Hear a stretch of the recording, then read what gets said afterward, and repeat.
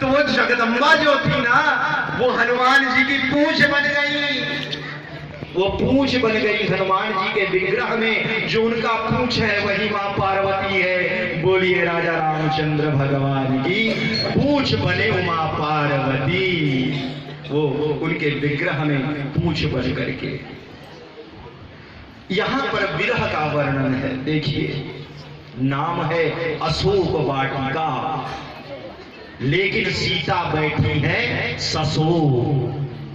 हनुमान जी ने देखा मेरी मां सीता जहां सशोक बैठी है, उस वन को उजाड़ना पड़ेगा, क्योंकि ऐसे वन को जहां स्वयं मेरी माता सीता, नाम तो इसका अशोक है, लेकिन नीचे मेरी मां सशोक बैठी है, वो भी राम के वियोग में। और वियोग का वर्णन करना स्वाभाविक नहीं है। विरह विथा की कथा अथाह महा, कहत बने न जो प्रवीण सुर कवीन सौ। विरह व्यथा की, विरह वेदना की जो कथा है वो अकथनीय है, प्रवीण से प्रवीण कवि के द्वारा भी वर्णन किया नहीं जा सकता। हनुमान जी डूब गए जब प्रेम में, तो स्वयं राम ने उनके मुखारविंद से संदेश सुनाया। बोलिए राघवेंद्र सरकार की जय। और जब उस संदेश को सुना तो वैदेही मगन प्रेम में वो भी मगन हो गई। बोलिए राजा रामचंद्र भगवान की जय। प्रेम जब अनंत हो गया तो रोम रोम संत हो गया। और जब संत कोई मिलता है तो संत तो पारस की तरह है। जिस तरह से लोहा पारस से स्पर्श कर जाए तो वो भी सोना हो जाता है, उसी तरह जहां संत और संत का मिलन होता है वहां कथा भगवंत की होती है। लेकिन सामने शांति स्वरूपिणी सीता बैठी है और एक तरफ हनुमान है, तो ऐसी स्थिति में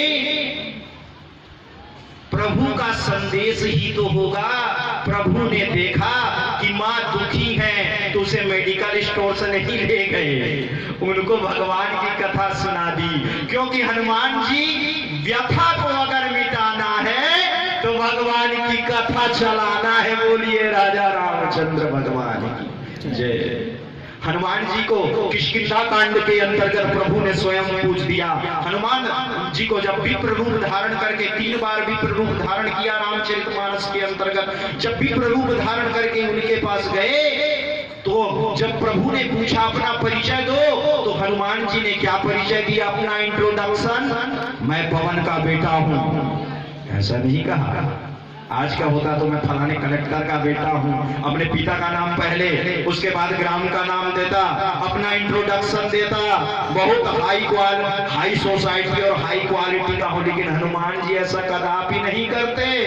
कथा सुना दिया उन्होंने। और क्या कथा सुनाई? क्या सुनाई? आइए दोहा में। एक मंद में मोह बस, राम जी ने तो पूछा था कथा, लेकिन हनुमान जी ने क्या सुनाया? एक मंद में मोह बस, कुटिल हृदय अज्ञान, तो पुनि मोहि बिसार्यो, कृपा सिंधु भगवान। व्यथा सुना दी, कथा नहीं, व्यथा सुना दी।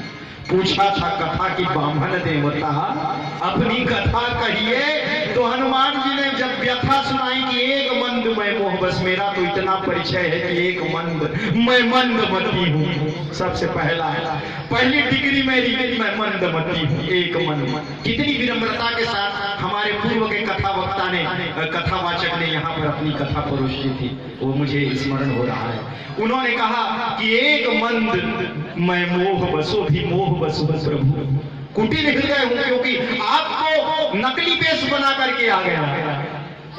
उसने भेजा, सुग्रीव ने भेजा, कोई दूत आया होगा, बालिका जाओ तुम वेश धारण करके धरी बट रूप देखो, एक कुमंदुमय मोह बस कुटिल हृदय अज्ञान। तो प्रभु ने कहा हनुमान तुम कथा सुना रहे हो कि व्यथा सुना रहे हो? बोलो।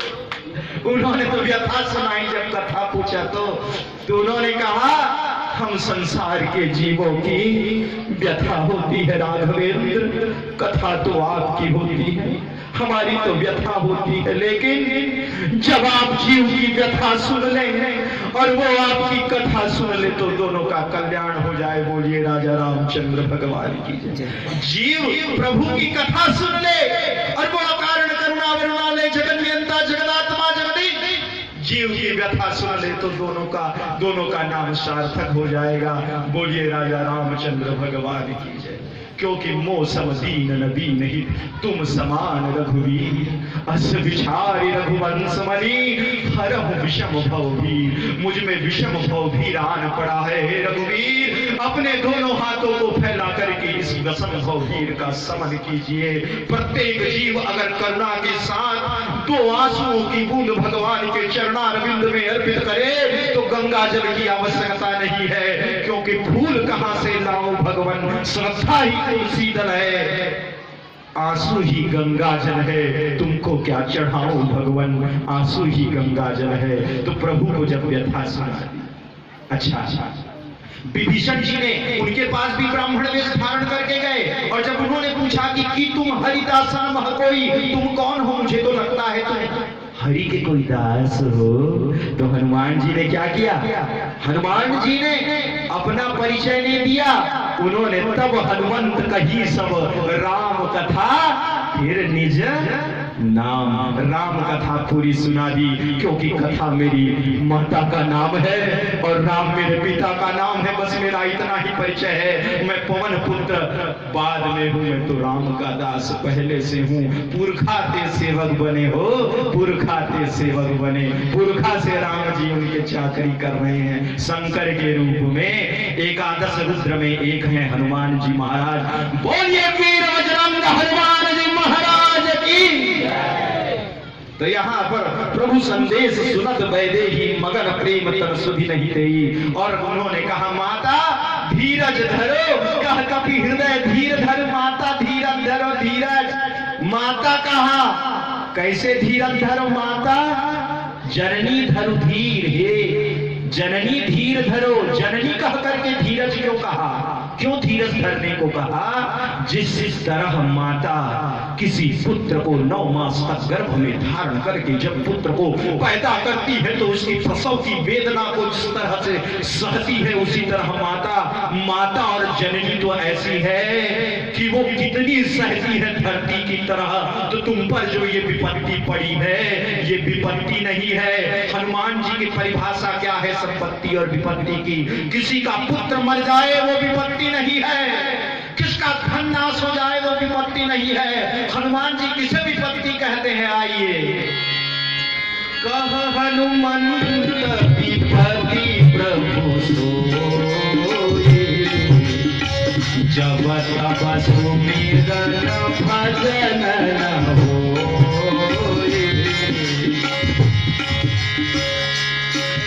जब आपका सुमिरन न हो, आपका भजन न हो, वही बड़ी सबसे बड़ी विपत्ति है। बोलिए राजा रामचंद्र भगवान की जय। संपत्ति को लेकर जल जोरू जमीन को लेकर भाई भाई में कितनी लड़ाई होती है, लेकिन मेरा भारत देश उस दिन उन्नत होगा जब हम विपत्ति के लिए झगड़ेंगे, न कि संपत्ति के लिए। बोलिए राजा रामचंद्र भगवान की जय। और रामचरितमानस की कथा विपत्ति की लड़ाई है। भरत कहते हैं राम मैं तो निमित्त बन करके इन चरण पादुका को ले जा रहा हूं, सिंहासन पर पधराऊंगा, मैं तो निमित्त बनूंगा, वो पद पे वो रहेगा। हम पे इतनी बड़ी विपत्ति आई है, पिता का मरण हो गया, और इससे बड़ी विपत्ति क्या होगी कि राम का वियोग हो। जिसे राम का विरह हो उससे विपत्ति और संसार में कोई बड़ी नहीं है। तो हम विपत्ति को बांटने के लिए लड़े, आइए एक हो जाएं। और हम विवेकानंद जी ने कहा था हमारे देश की सबसे बड़ी आवश्यकता है ईर्ष्या और अहंकार को छोड़ो, एक होकर के एक दूसरे से के लिए कार्य करना सीखो। भलाई बुराई से अनंत गुना प्रभावशाली होती है, उसी तरह सत्य असत्य से अनंत गुना प्रभावशाली होता है। यदि ये बातें तुम में है तो अपने मार्ग से ही अपना रास्ता बना लेंगी। बोलिए राजा रामचंद्र भगवान की जय। तो